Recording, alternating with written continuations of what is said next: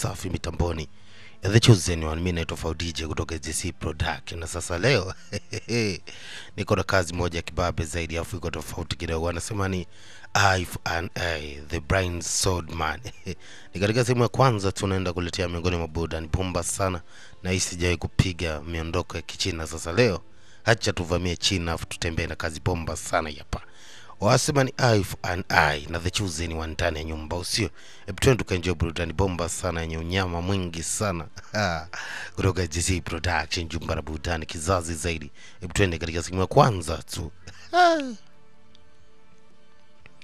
Basi mwanzo wa picha yetu anaonekana bwana mmoja akifanya masuala ya gambling, yani anafanya shughuli za uchezaji wa kamari hili kuweza kujipatia chochote kitu ambacho kinaweza kumfanya aweze kukidhi mahitaji yake ya kila siku. Lakini leo katika eneo la kamari, pamoja na kwamba ameshinda, watu wao wanamtriki wakiamini ya kwamba kwa sababu ya upofu wake hawezi kutambua juu ya kile ambacho kinaendelea. Lakini mkali aliwaambia tu, ambacho mnafanya tayari nishakitambua toka mwanzo. Hapa mnachofanya ni kunibia tu.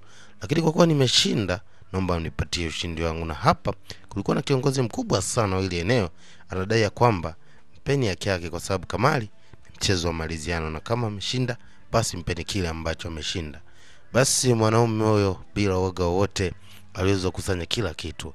Lakini akiwa anatoka katika lile eneo, ghafla tu, unajua kama mtu hajapewa uwezo wa kuona, masikio waga yanakuwa yanageuka kama kwa macho. Sasa huyu mwamba ni kwamba anatumia masikio yake kuweza kupata hisia za mbali zaidi. Hii wanasema ni human communication sense.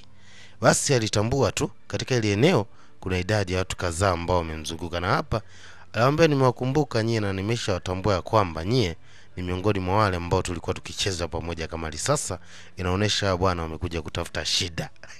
Mwamba anachohitaji kuwapatia ni kifinyonyo.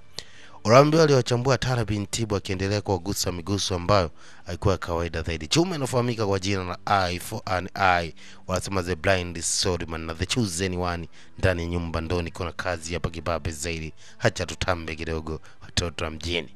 Basi tunarudishwa mwezi mmoja nyuma kabla ya yote kutokea. Kwa nini tumekiona kisa kama kile pale?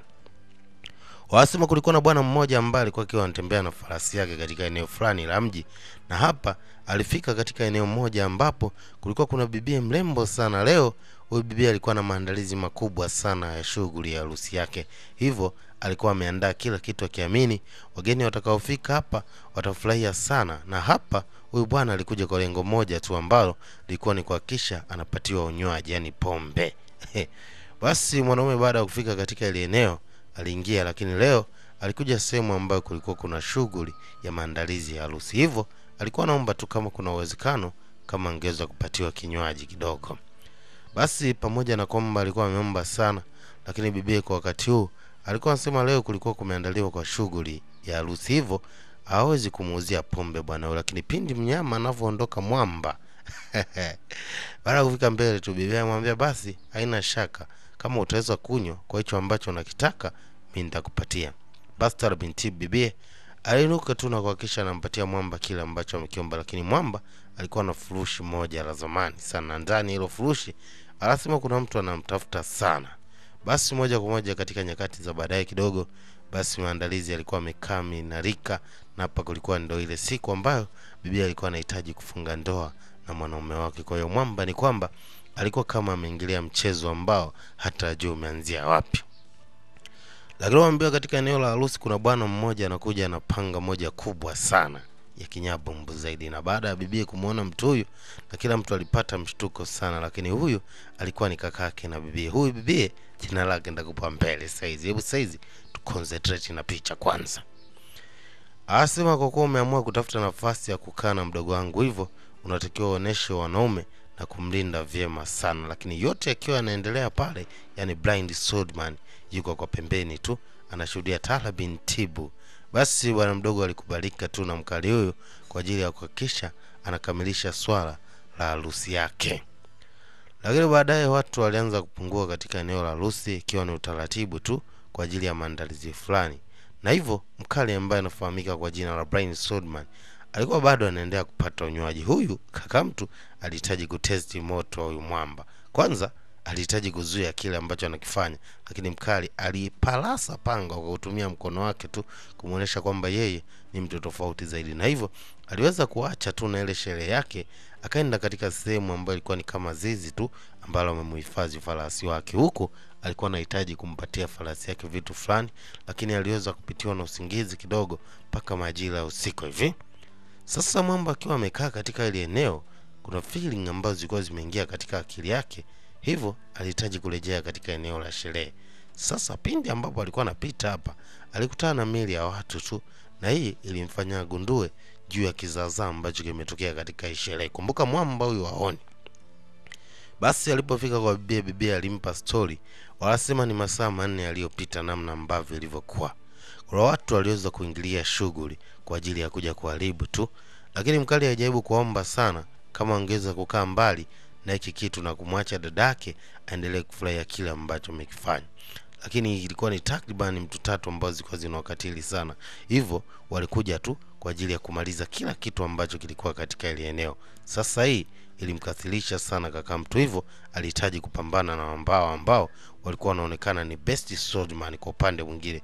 Yao wanaonekana pia katika shughuli za mapanga wako vizuri, lakini kuna mtu mmoja alimwingilia, alimgusa miguso fulani hivi ambayo ilikuwa kawaida, yani aliweza kumtuliza kaka mtu.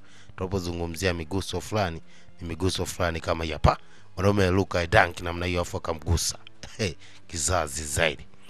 Basi hatimaye kaka mtu aliweza kutulizwa tu na alikuwa ana cha kufanya. Sasa upande wa pili kwa the big boss mwenyewe alitoa amri ya kwamba anahitaji apate nafasi ya kuletewa kigoli katika eneo la ndani, na pia irusha mshale ambao ulienda kumaliza kabisa maisha ya mkali ambaye alikuwa ni kakake na yule bibie ambaye atakiwa olewe. Sasa huko ndani kilikuwa ni kizaazaa sana. Basi tunaambia mwanaume huyu aliweza kupunguza uzito kingovu zaidi katika mwili wa bibie, na hivyo hii ilikuwa ni hadithi ambayo bibie anampa mkali wa kuitwa Blind Swordman, yani unaweza kusema ni kipofu na upanga, ukipofu mwenye upanga wake.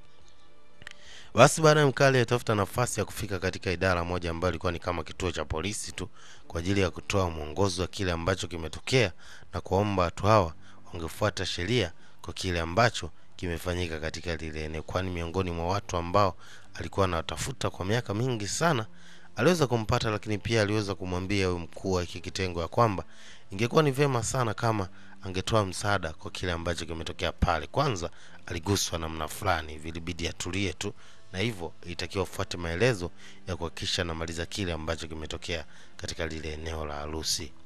Basi unaambia siku ambayo inafuata ule mkuu wa kitengo maalum cha polisi alifika katika eneo la tukio kwa ajili ya kukusanya mili na ushahidi juu ya kile ambacho kimetokea, lakini kwa wakati huu mtu huyo alimwambia bibie kwa yote ambayo yametokea ingekuwa ni vema kama angeweza kutulia tu na kusahau juu ya kitu ambacho kimetokea, hili maisha yake yaendelee kuwa kwenye usalama zaidi, kwani mtu ambaye anahitaji kupambana naye ni mtu mmoja ambaye ni hatari sana.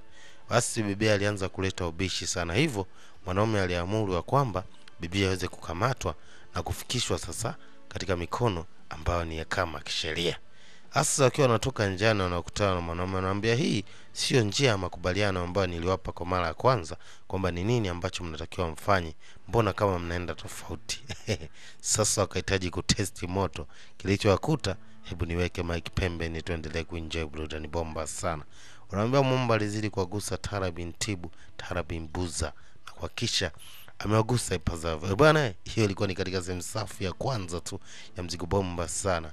Wanasema eye for an eye, the Blind Swordman na the chosen one ndio nilikuwa nakuletea burudani bomba sana hiyo. Sasa tukutane katika sehemu ya pili ili kuendelea kuenjoy utamu wa vanilla. Hii itapigwa Tarabin Tibu kizazi zaidi. Leze chao.